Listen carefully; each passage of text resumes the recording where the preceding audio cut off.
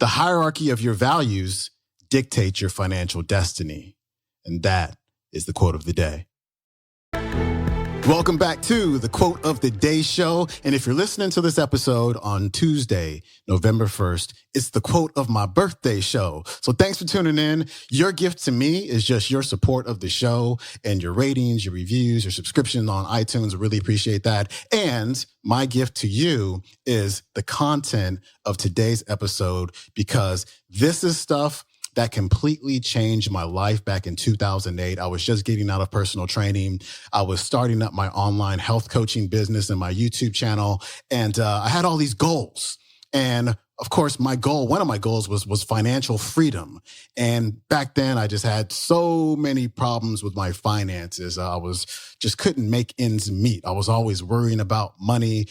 When I would get money, I would spend it. I was deeply in credit card debt. And my buddy Antonio sent me an interview with today's speaker, Dr. Demartini. And I listened to this thing hundreds of times.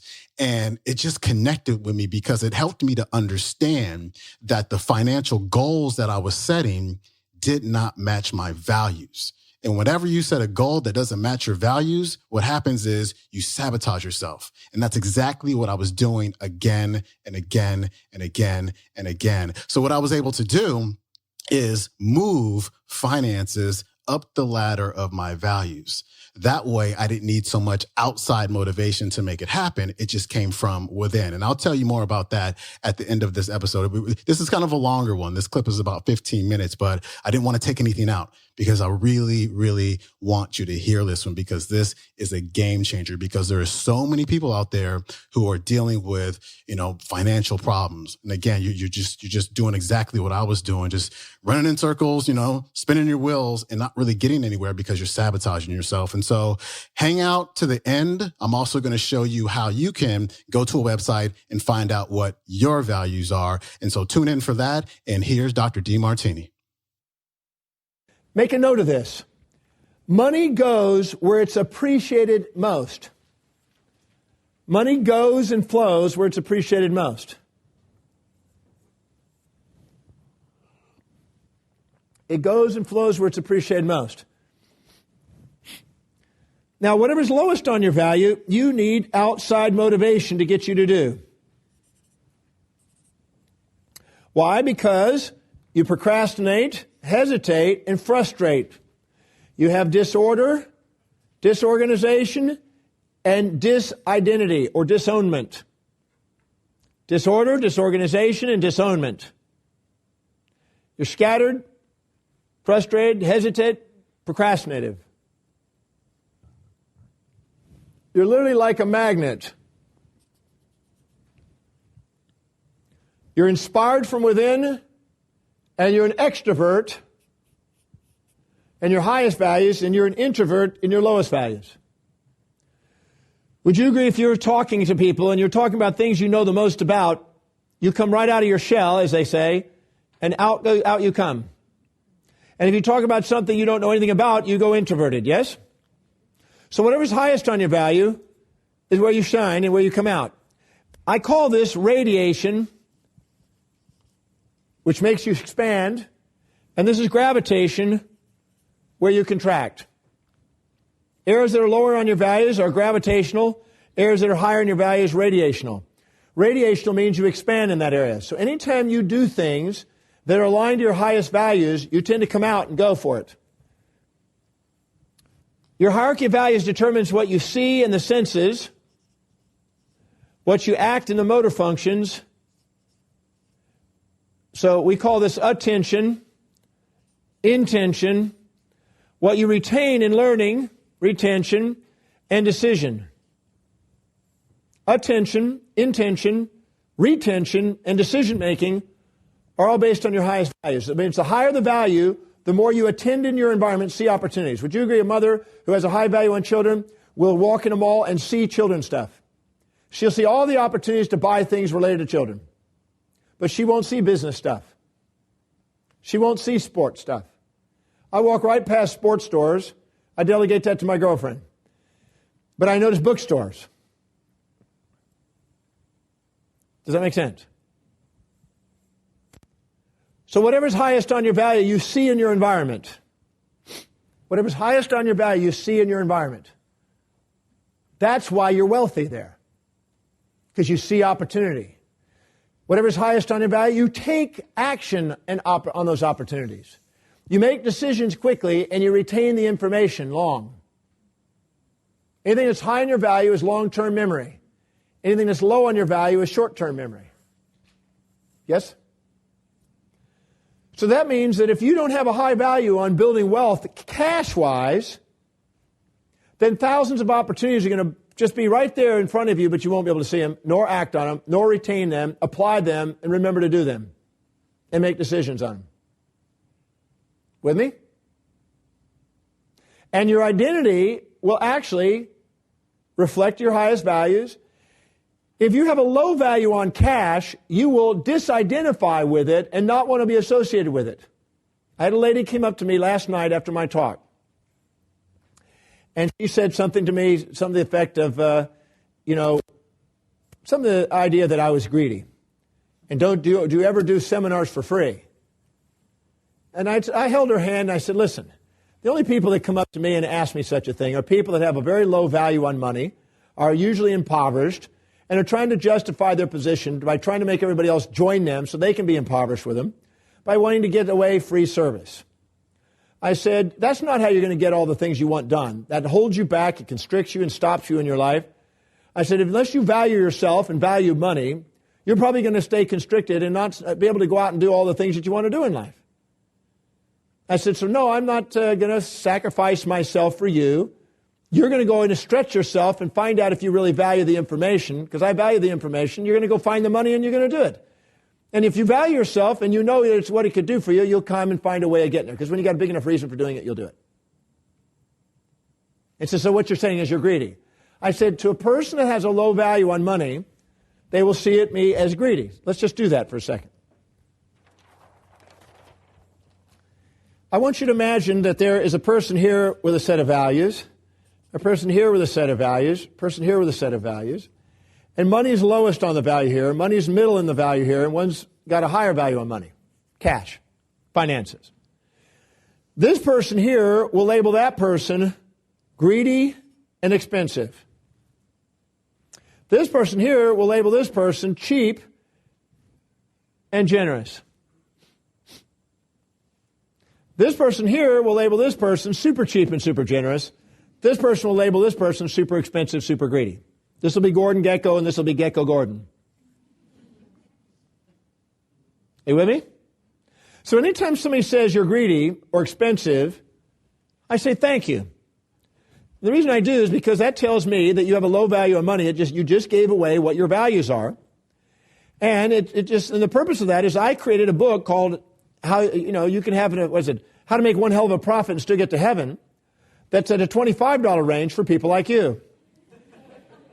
And after you read that book, if you apply the principles in that book, you'll be able to work your way up to my Secrets of Financial Mastery 2-volume set for a little bit more, which is 10 times that. And after you've got that and you've applied that, you then can come to this program, which is 10 times that again. Are you with me? I was in Houston, Texas, and I got a call from a young student in Perth a few years ago before I was doing that actual talk there in Brisbane. I did that talk in Brisbane. And this guy calls me up and says, Dr. Demartini, I heard about your program on Secrets of Financial Mastery. I'd really like to come. And I said, well, great. I look forward to seeing you there. He said, well, I got a question for you. I said, how come you're so expensive? I'm a student, and I can't afford that. Do you have a student discount? I said, not for you. And I told him the same thing. I said, I recommend you get his book, and then maybe the next time I do this, you get the tapes, work your way up. And he was trying to get me to come down. See, people that have a low value on money try to get you to come down to their level of economics. People that have a high value on money, they tend to try to get you up to their level of economics. How many of you seen this? So if you associate with people that have a lower value on money, what are you going to have pressure on you to do? To go down. And if you hang out with people that have a higher value on money, you have an incentive to go up. So what does that tell you? Here's an exercise. Go make a list of some people that you know that you could hang out with, and people you would love to hang out with that have some wealth, and go and associate with them. If you have to go out and buy them dinner or something like that, go and find out what they're about and let them share ideas and opportunities and associations and give incentive to stretch. It takes no effort to go downhill. Would you agree? It takes no. How many of you could easily be broke? No effort, no training, no education to do that. It would be simple to do that. Anybody can do that. But it does take a mastery of yourself to grow financially, which means you're accountable to do a service for people. You don't get something for nothing. That means you care about humanity. Now, listen, people who say that poverty is godly, it's crap. That's absolute crap. Because what that means is you're doing little service to people or minimizing yourself. You're degrading yourself or you're degrading your value and not serving people. People do a lot of service for people, get wealthy. How many of you have ever used Microsoft Windows? Put your hand up, all at once. Now, is he a billionaire? This year I've been in 19 countries already, and every country I've been to, I pretty well asked that question, and everybody puts their hand up. So can you see why he's a billionaire? He has found something that serves everyone. If we looked in our thinking where we have a value to serve everyone, there's no reason why we can't be a billionaire. I found out that everybody wants to be loved and appreciated for who they are, so I developed a methodology to help people love and appreciate them for who they are. And if I can bring that to everybody, all I got to do is market, and I got billions. Does that make sense?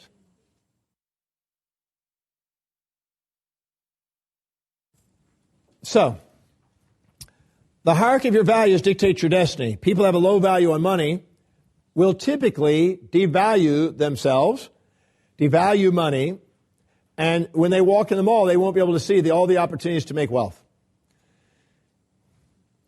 They will always work for other people and be told what they're worth.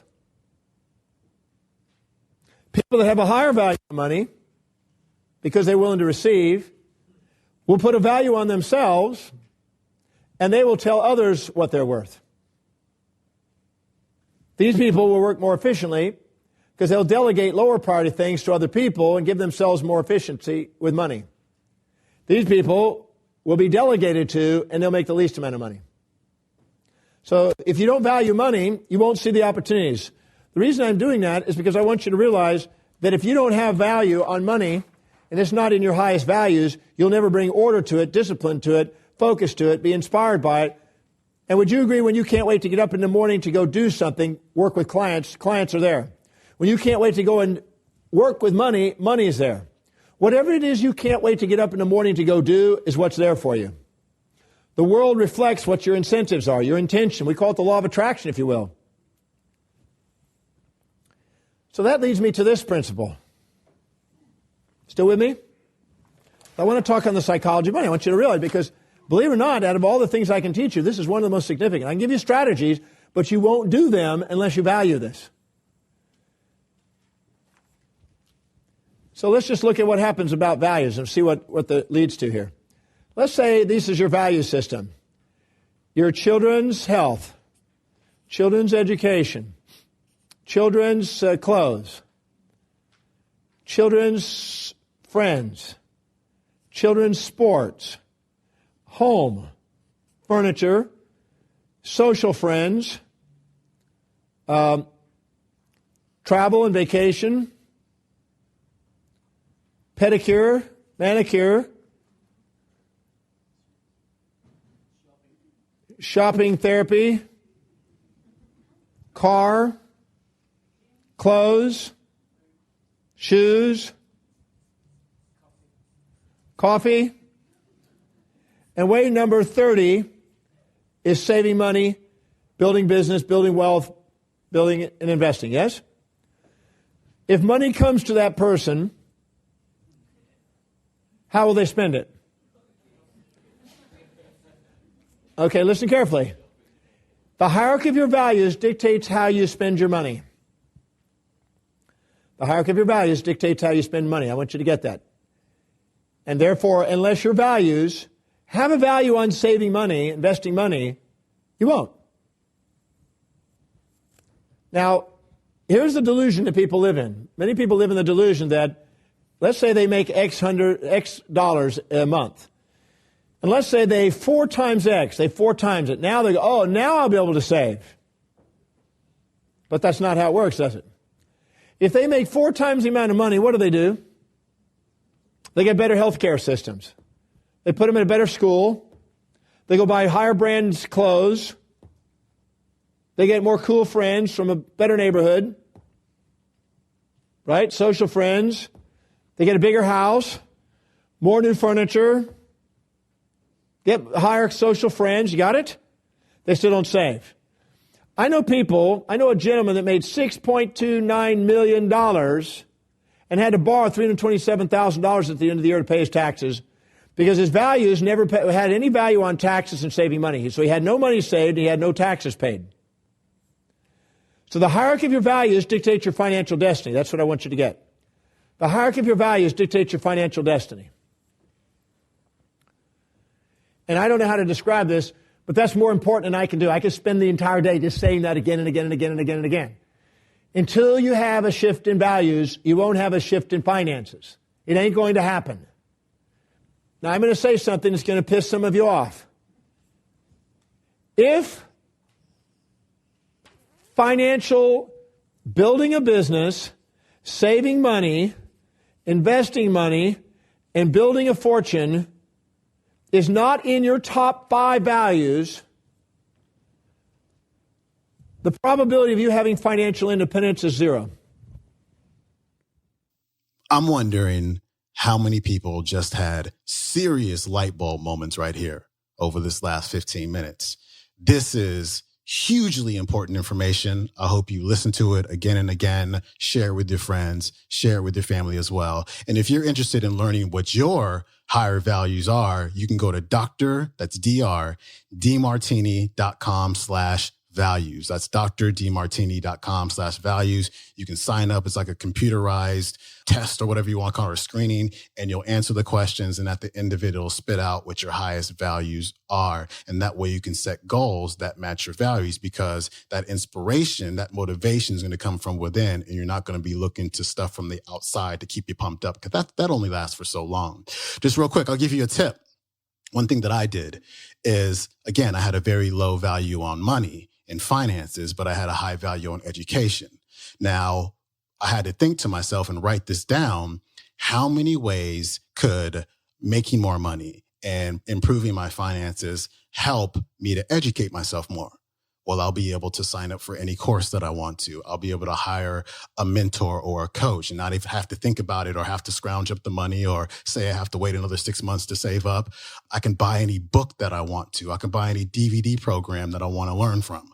What about health? If you're really into health, you can buy any real food that you want without worrying about the price. If you're into your community and volunteering, if that's high on your values, you'll have more time to volunteer if you improve your financial situation. You'll be able to give money to certain causes. So, I had to sit down and write all of these things out. And when you do that and you see how finances improve the things that you value most highly, you really get charged up. It just lights a fire under you. And so that's just something for you to try. Get Dr. Demartini's book, The Values Factor, and follow the exercises in there. Also get his other book. He has several, but How to Make One Hell of a Profit and Still Go to Heaven. If you are undervaluing yourself, and this happens a lot with my health friends, my health practitioner friends, they're not charging enough. You're afraid to charge, what you're worth. More than 99.9% of the population, and you're still not charging what you're worth. And what happens in the end is you become bitter and frustrated, and then you don't want to do it anymore. And so read that book. It'll really get your mind right. Take the values test over at drdemartini.com/values. And if you really, really want to go in, take his course. He does it every weekend, I believe, around the world, called The Breakthrough Experience. And so again, drdemartini.com. Thanks for tuning in. I will see you tomorrow with Tony Robbins.